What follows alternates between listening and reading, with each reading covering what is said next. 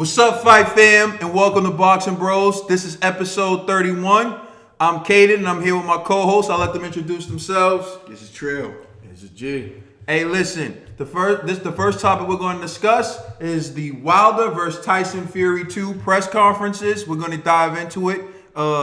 Trill, what are your thoughts on the press conferences so far? I like how Wilder's holding his composure. He's choosing his words carefully. There's no games with these guys this time around. It seems like they threw all the antics out the window. Tyson Fury is not playing none of the mind games. He's saying what it is. Saying gonna knock him out. You know what I'm saying?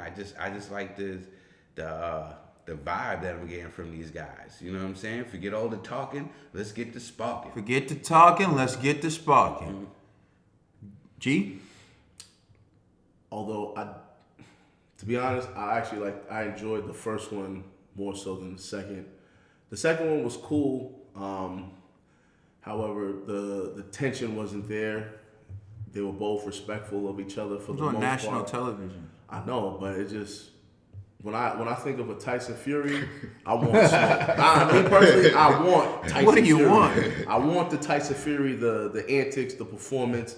That's what I was hoping. But I will say Wilder sounded a lot better, like way more improved than the first one. So maybe I'll chop up the first conference to maybe he was under the weather because he didn't seem like his normal self. But this time, it's like he sounded better, back to his corny antics and one-liners and speak it, believe it, receive it, and all that good stuff.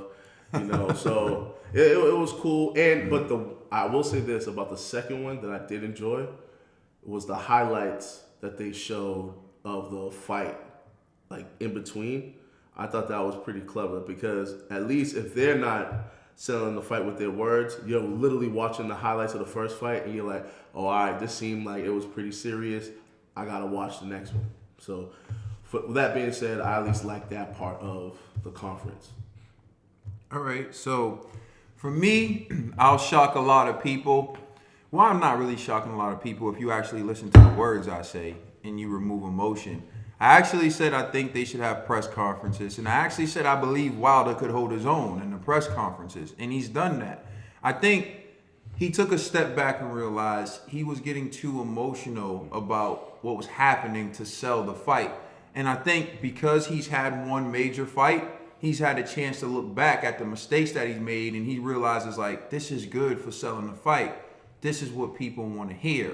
And even after Tyson Fury said that he was going to knock him out in 2 rounds, TMZ caught up with Wilder at, like, the airport, and he was like, he's just selling the fight. Anything that's said is just being mentioned to sell the fight. So he knows not to, like, internalize that and not to, lose sleep over that, and I think that's a good thing. I also feel like he's been sticking to the script. And I said it, the script should just be, I dropped you twice, I finish you.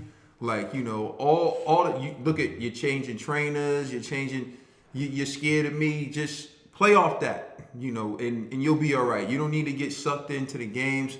And like Trill said, I don't think Tyson Fury's really trying to play any games with him. And that's because I think what I see from these press conferences, I think there's a different Tyson Fury. Because I think Tyson Fury felt like he needed to play mind games with Wilder in order to compete the first fight.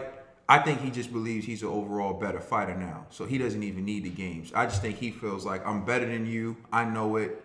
February 22nd, I show the world. So, I would like to add, too, I did enjoy the fact that Tyson Fury explained his strategy going into the second fight and how he's going to force Wilder to fight off his back foot, because now that's going to be interesting to see if, in fact, Wilder could carry that power, knowing that a person's coming at him at the same time, as opposed to allowing him to plant his feet and establish that distance to hit him with the right hand.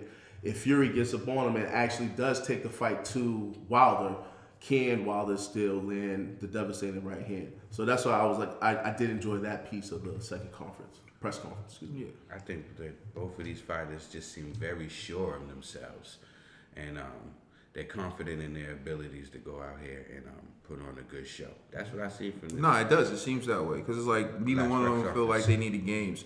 So my next question to you guys is: do you believe that Fury is really going to go for the KO? That Fury's really going to try to knock out Deontay Wilder Trill?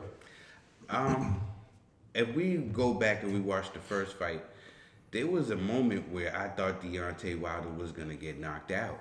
And I think that Tyson Fury feels like if he probably would have started a little sooner and made the pace go a little bit, he could have definitely got Wilder out there. I believe in his heart that he thinks that he can get him out there. He's seen that how he had him hurt. He's seen after he got dropped, he got up and he was able to stun and hurt Wilder. If there was more time left in that round, we would probably be singing another two. We don't know. You know what I'm saying? But I think that he really seems that he's confident. Wilder believes that he can do it again. He believes that he could put him on his behind again. So, but as far as Fury, I think he really believes it. And like Wilder says, if he speaks it, believes it, he can receive it. You know what I'm saying? It works both ways. It works both ways. You know what I'm saying? He just gotta believe in himself. G?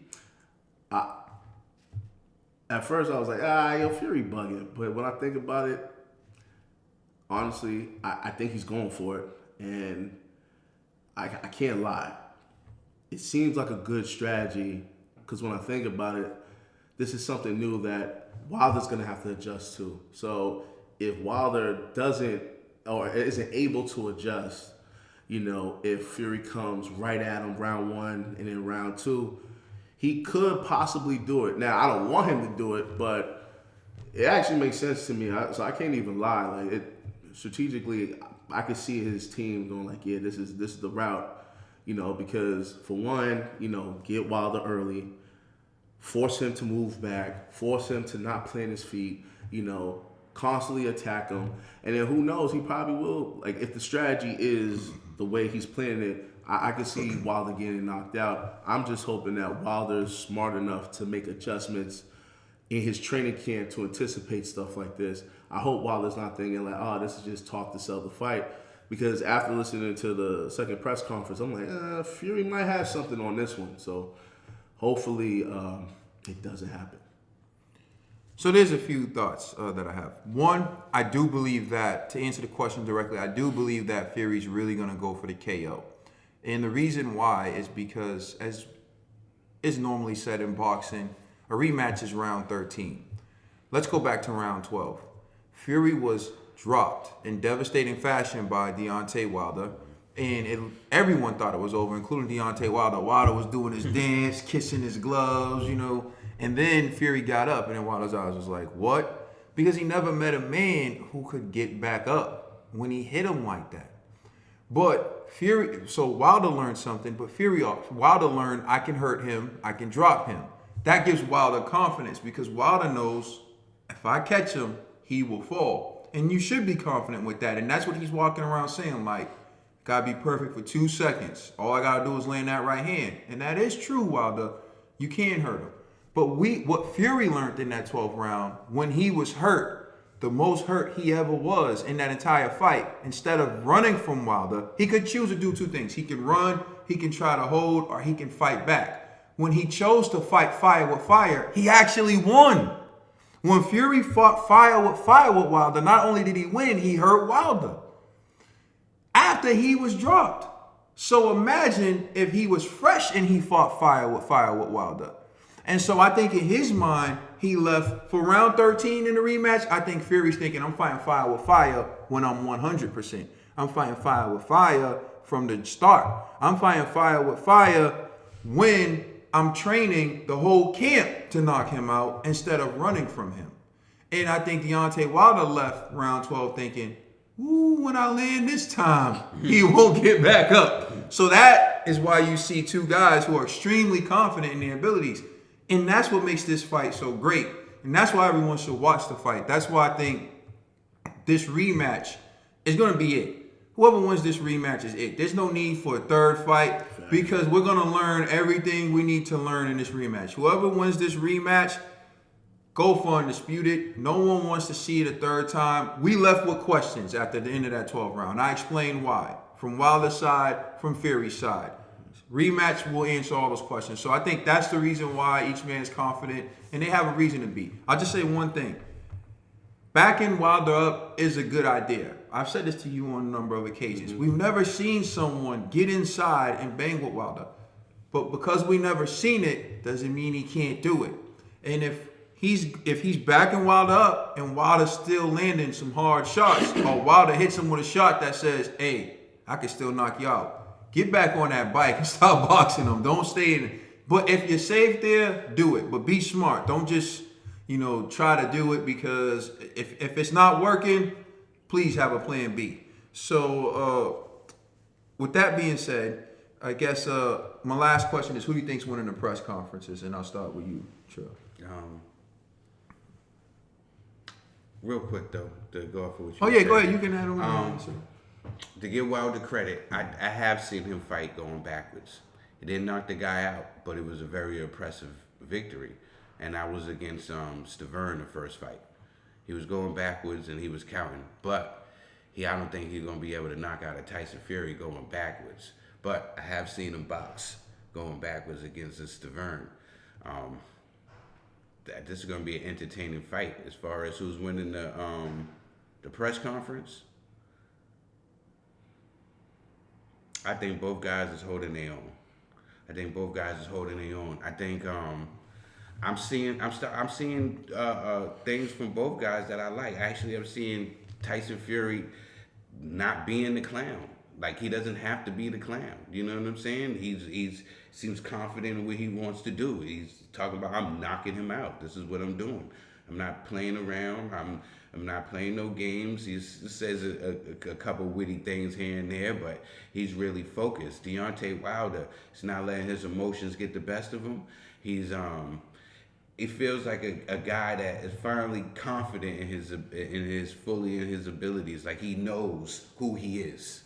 You know what I'm saying? And he's not wavering from that. He's not getting out of character or nothing. I think both guys is right on the money.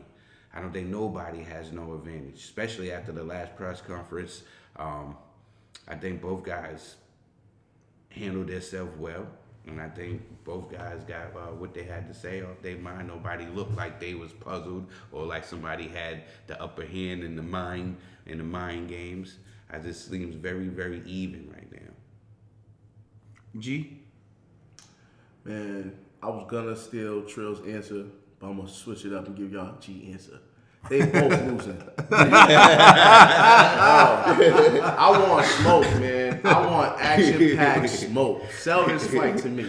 If that means Wilder has You want to your cry mama again, jokes and everything. I want it. If that means live TV, if that means national somebody TV, gonna throw a kids table, watching. I want that. If that means security gotta be on the stage and split them up, I want to see that. Man, I would like to see a Charlo experience again. You know, I want to see Wilder like emotional. You know what I mean? I want to see Fury cracking jokes. I'll be honest, man. It's cool. It's just the type of men that these two are, the type of personalities that they bring to boxing.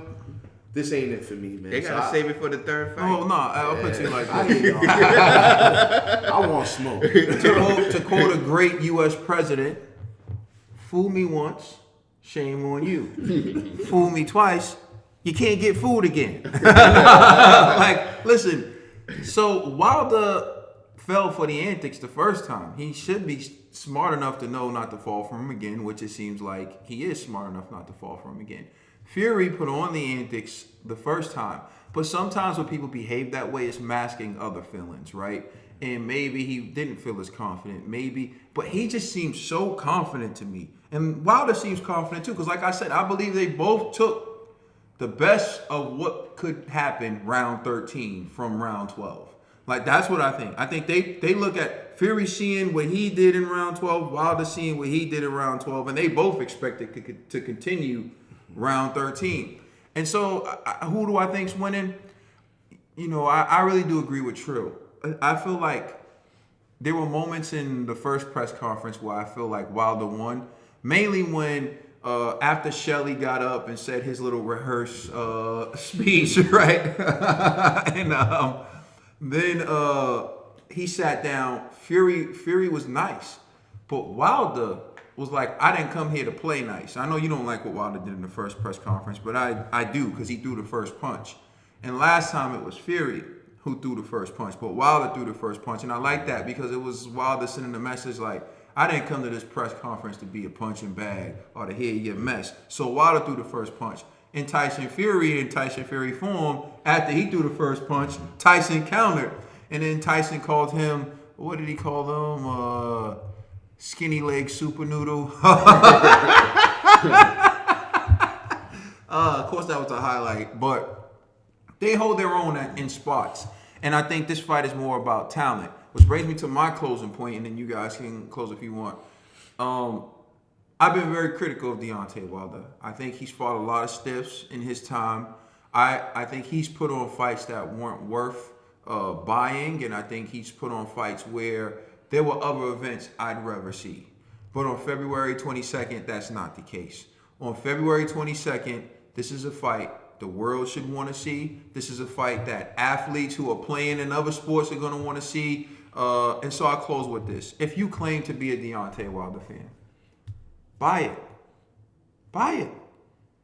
I know so many Deontay Wilder fans. Or go to someone's crib who's buying it and just kick in. Or four Wilder fans kick in, but buy it. Don't bootleg it. This is a very important time in boxing. We have the American heavyweight champion fighting one of the biggest heavyweights from the UK. The countries are colliding, not like in a disrespectful way, but in terms of they should get good numbers from the UK. We should get good numbers from the USA. If we can do that, then we can demand the fight we want to see for Undisputed. The winner of this fight for Undisputed. We can't do that if we're bootlegging. We can't do that if we're disrespecting the sport. Don't bootleg this fight. Buy this fight. I mean, you done bootlegged enough Wilder fights to support him for one fight, right? Because this is the fight where we need the numbers. This is the fight where Wilder needs to be able to really say, I earned 50-50. This is what we need. This is the winner of this fight needs to go to the table and be able to say, I earned 50-50. Look at the numbers. I don't want to hear about all these other fights. Today, I'm a superstar because I won the fight that did these numbers. So that's what we need. Everybody support the fight, and I can't wait. Well said, Caden. Please like and subscribe and check us out on Instagram, Twitter, and Facebook. Also check out our podcast on all major streaming services. It's the Boxing Bros.